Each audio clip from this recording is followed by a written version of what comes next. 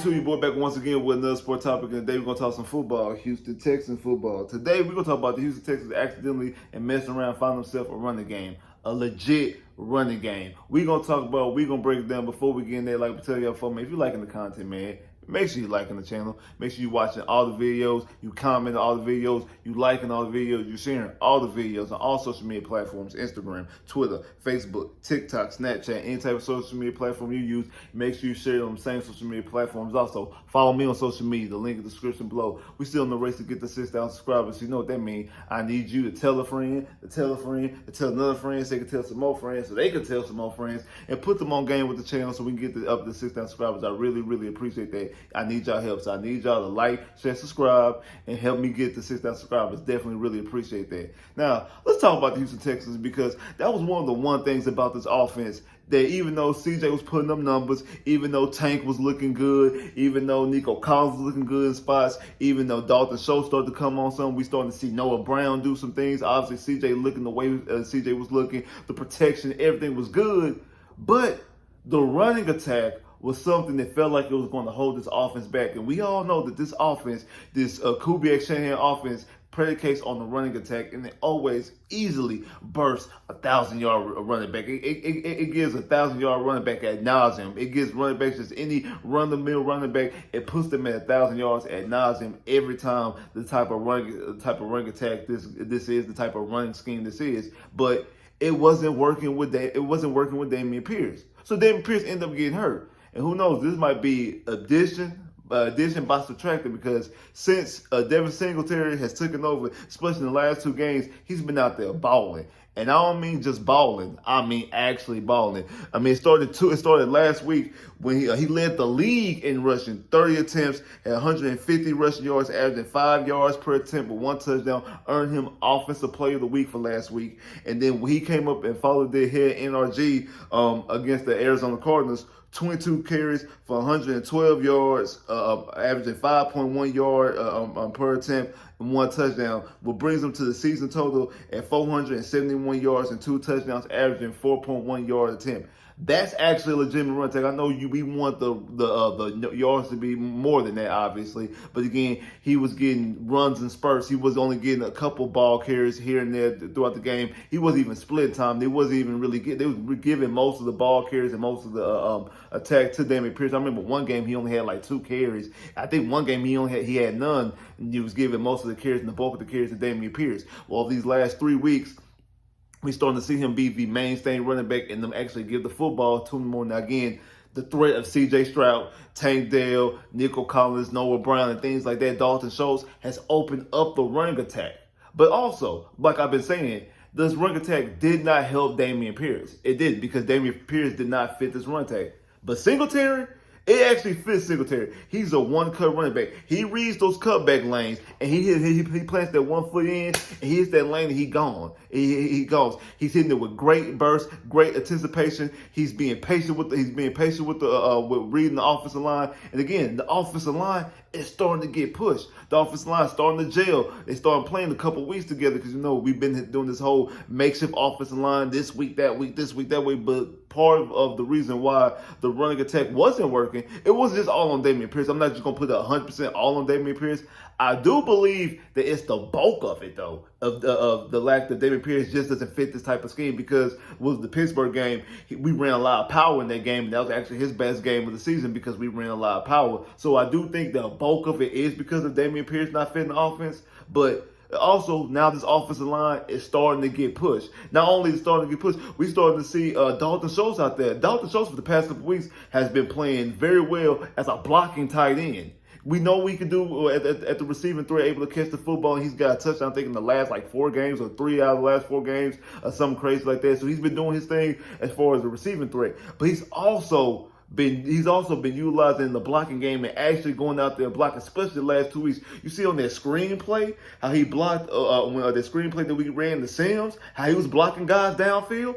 Like, he was actually sitting in the home spot, actually giving out effort, because that's really all it is when it comes to blocking the offensive line. And from a tight end standpoint, it's the actual effort. And that was one of the things that I didn't really understand when we talked about Larry Tunsil and Tyus Howard. Yeah, they good pass blockers. We didn't pay them the bag and all type of things, but we wanted them to play better as a run, as blocking, because offensive linemen love to block for the run. They love to run block because they're able to push somebody over, they're able to push the guy in front of them and able to move them and stuff like that. So we starting to see them actually going out there for real and blocking and giving them what they got to go out there and block. So that's part of it. Another thing part of it, the threat of C.J. Stroud and this offense. I mean, with C.J. Stroud with 4 straight games with over 300 yards, no, 3 straight games. He did pass for over 300 yards in the Carolina game. But since the Carolina game, in the last, two of the last game, he threw for over 4, or threw right at 4. And then last week, even though he had the 3 interceptions, still threw for over 350 some yards. So he's had over 300 yards the last 3 games. The offense is really opening up, and the defense knows. The opposing defense knows, hey, we gotta account for Tank Dell. We gotta account for Nico Collins. We gotta account for Noah Brown. We gotta account for Dalton Schultz. We're not letting Tank trying to beat us over the top. So that the threat of the pass is actually opening up and spreading out the defense. Now the run attack is able to make some moves. And again, Singletary fits this system more because he's reading those cutback lanes. Now you probably go, okay, maybe when Dameon Pierce come back, when Dameon Pierce come back, okay, maybe we can insert Dameon Pierce and he possibly could learn a little bit from being on the sideline. I know we talked about this. What was it with Ryan Fitzpatrick? Back with Bill O'Brien when he was playing, and then he got benched from Ryan Mallett, and then after Ryan Mallett got hurt, you put Ryan Fitzpatrick back in, and he goes out there against the Tennessee Titans and throws 6 touchdowns in the game because he actually seen how the offense looked a little bit after watching on the sideline. So you might want to hope that with Dameon Pierce, but I don't think so because I think this is Singletary's job now. We found our running back one. Like, now maybe not going forward, but at least for this year and possibly next year too, I think we still should add some people in here. But this is actually a legitimate run attack. This is not just, okay, just a flash in the pan. It was just against the last 2 weeks and they couldn't stop, those opposing defenses couldn't stop the run. Like, no, this is actually a good running attack, honestly. Like, this is actually a good running attack. And now he's on, like I said, he has 471 yards with 8 games left to go in the season. 7 games. Sorry, 7 games left to go in the season. To get 1,000 yards, he only needs like a little over 75 yards per game to reach 1,000 yards.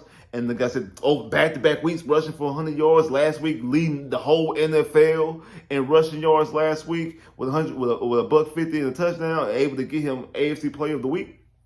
He was a good spark plug in this past game as well, able to run the football. I know a lot of people was claiming we should have ran the football against the Cincinnati Bengals on that drive with CJ threw the last interception against Cincinnati Bengals that put the Cincinnati Bengals back in the game. We yelled, man, hey, we should have gave the ball to Singletary. He was averaging over 5 yards a clip at that point. Let's run out the clock and let's get it. A lot of people really was out here for that argument. So that right there shows you the trust that we have in Singletary going forward. And I don't think it's something that's a flash in the pan. I don't think it's just because of the opposing defenses. I believe that he fits this offense completely better. He's a better fit for this offense than Dameon Pierce. Now, when you get Dameon Pierce back, goal line situation, I'm not saying we should just throw away Dameon Pierce. Goal line situations, short yardage, things like that, changing the pace, I absolutely think you should throw in Dameon Pierce.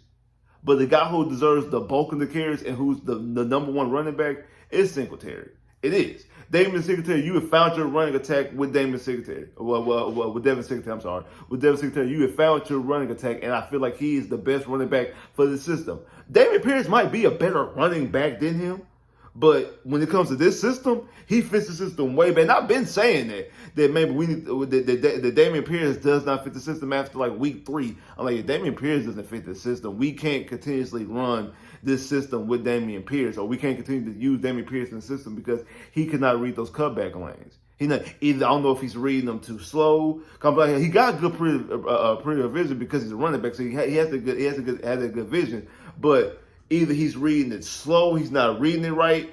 Either he doesn't see it at all, which I doubt. I think he has to see it, or by the time he doesn't have the burst to hit it in exactly when he needs to hit it. Singletary sees it right before it opens up, reads it correctly, reads the right hole, plants that foot, hit it with the type of burst that you need to hit the hole in, and he goes in, and he makes his one cut, and he's gone. He plants his foot in the dirt, hits his cut, and he goes out the next way. So he plants it just like how this running back system is known to do it.